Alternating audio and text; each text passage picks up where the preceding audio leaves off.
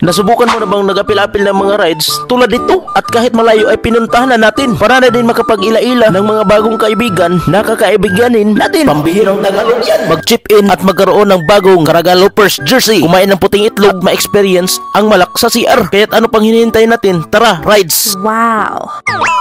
So good day people of the world. At dahil nga may ganap dito sa Patinay, Prosperidad, Agusan del Sur ay hindi na tayo nagpadugay-dugay, kaya't pinuntahan na natin kahit ulan at hindi na nagpalangan-langan kaya nakaabot na tayo ng Bayugan. At talagang ilang minuto na lang at nakaabot na din tayo dito sa grid at kinuha na yung mga kit. At ang event nga pala yung pinuntahan natin dito ay Third Naliagan Friendship Rides. At dito mo talaga makikita yung mga kapwa natin, motovloggers. Kaya nga pala, pumunta nga pala kami dito sa Grand Park para na din kumain. At ang lapad nga pala ng area dito, kasing lapad pa ng ilong natin. At hindi naman talaga yan mangyayari pag wala si Lilori. Kaya sinanama na natin. Ito nga pala yung mga ngiti ng pinayagan ng asawa. At spotted na dyan si Lilori. Kaya sinusuroy na namin yung sa unahan. Dinanaw na namin kung ano pang makikita namin dito. At marami talagang makikita mo dito kasi hawag-hawag na yung space na tutuyukan mo dito. At maraming souvenir yung nag-aabang dito. At pira na lang talaga ang kulang. Okay lang yan na may mukha kaysa sa may mukha pero mukhang pira. Ayay!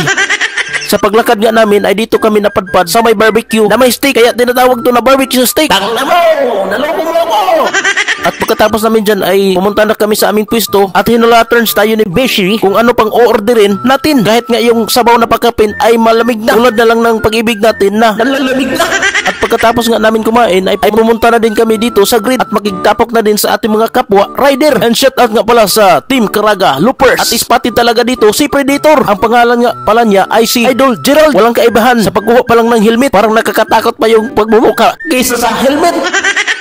Kaya't peace sa'yo, idol! At matapos nga namin doon ay pumunta na kami dito sa Tuna Republic. Talagang dito talaga sila nagkasinabo turns kumain kasi may pangkinilaw at may pangsabaw. Kaya't ano pang hinihintay natin? Papapdol!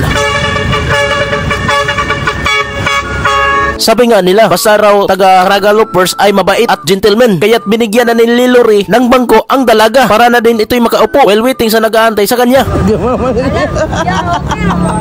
At kahit nakakahiya sa part ni Lilori ay talagang kinaya niya kasi makapal yung pabumukha niya. Makapal pa sa labong.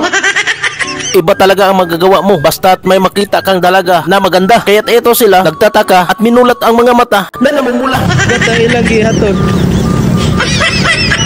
Kaya't bawi na lang tayo next time. Di pa sila tapos kumain. Kaya't na-absent sila ni Taytay Tide at ang kasamahan niya. Nagtapok-tapok at nag-inusapay na din kami. Nagsidatingan nga pala yung mga kakusa natin ng mga Caraga Loopers dito. At spotted naman talaga dyan si Motopapart Dixon na taga Claver at umorder na din ng isang bulkang kanin. At talagang nag-inabutay na nga pala sila dito para na din makakain. At pagkatapos nilang kumain ay pumunta na din kami dito sa 7-Eleven para bumili ng karton para higaan. Pero walang karton na baligya. Kaya chocolate na lang at tubig yung bilhin natin.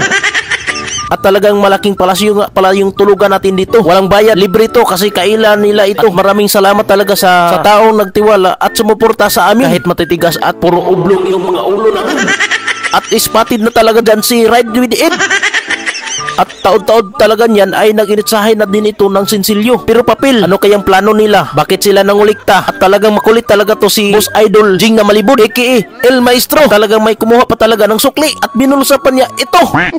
Dinaginot na para may panggas mamaya. Talagang pundo paniid lang talaga tong dalawa. At ito na yung mga jersey ng Caraga Loopers. At talagang starring tayo dyan. Bernie Galindez Motovlog Team Caraga Loopers. Large nga pala yung napili natin dito na size. At talagang saktong-sakto lang ito at hindi naiipit yung ating tiyan kati. Kasi medyo stretchable yung jersey. At pagkatapos namin dyan nag-inusapay na may kasamang kunting inom ay natutulog na din kami. At sari-sari nga pala yung posisyon na makikita mo dito while natutulog. Kasi kahit walang aircon ay grabe katugnaw. Kaya't sa kinaumagahan nito ay nadaot na yung mga pagmumuka kasi grabe katugnaw. At talagang silo naman talagang hindi malilipong dito habang nakaupo at natutulog. Kaya't natapos na yung Let's Morning the Night at nangapi na din kami dito. Kumuha na din ng itlog para hindi tayo mahutdan. At talagang binasag talaga natin ito at para makain na din ito. Kulang sa tulog kaya ito yung mga aibag nila. Hindi namumula pero namamaga na. Kaya't ito, nagpinanitay na ng itlog ang lahat para na din makakain. At talagang nasa kuko talaga ang sustansya. Look, brief. Tapos parisan mo ng kape. Awan na daog na. At pagkatapos namin dun kumain ay nag-gear up na din kami para hindi kami mabiyaan. At talagang boring talaga yung experience pag hindi ka na mag-CR. Ilang minuto na lang lalabas na kami. At talagang hinahanap talaga nila dito si Predator. At nandito lang si Predator na nagduyan-duyan. Ano kayang iniisip nito? Bakit nakasimangot yung Predator namin? At talagang pundo pa ni Ed ito. At ito na nagsialsahan. Balutan na ang lahat. Almost quarter to 5 na nga pala nito at pagpasyahan na mag-depart patungo doon sa area na pupuntahan namin, kaya linaog na kami sa hagdanan at makalabas na din. At dito na kami sa labas nagtinapukay at nag-inusapay na din kadyot at iniisip kung uulan ba o hindi. Kung uulan man talaga ito ay pangit talaga yung rides pag ulan. Talagang mas pangit talaga yung rides pag ulan, pero mas pangit talaga yung nag-rides. Pati na din yung nanonood.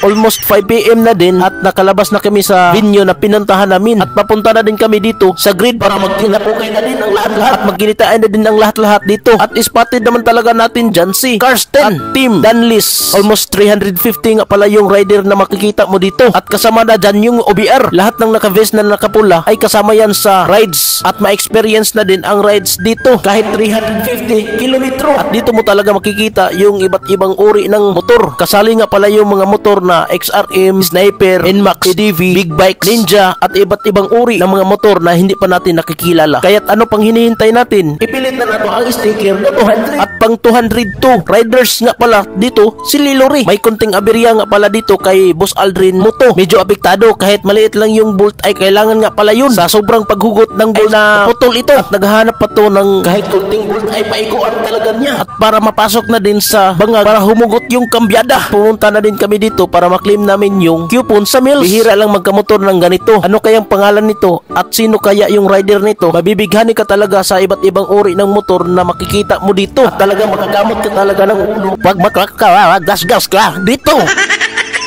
After praying ay may konting briefing. May artista nga palang pumunta dito. Matangkad, gwapo at malayo tayo dito. Kaya't pumisto na lang tayo dito sa likuran kasi wala tayong agbat doon. At talagang spotted talaga dito for shout out si Ma'am Joyce Magtibay. At shout puno nga pala sa inyo. Again, have a safe ride and continue to be a passion of the motorcycle, no? Kaya nasayod ko, pinanggap pa ninyo sa inyong mga asawa. Kaya't ito na, excited ang lahat para mag-jump off. At ito talaga yung sinasabi ng kapwa natin riders na ride safe, mag-ingat kasi may pamilya pa tayong uuwian. At ito na, kaya't see you for the next video. Kaya't thank you for watching. Love you all. Boom!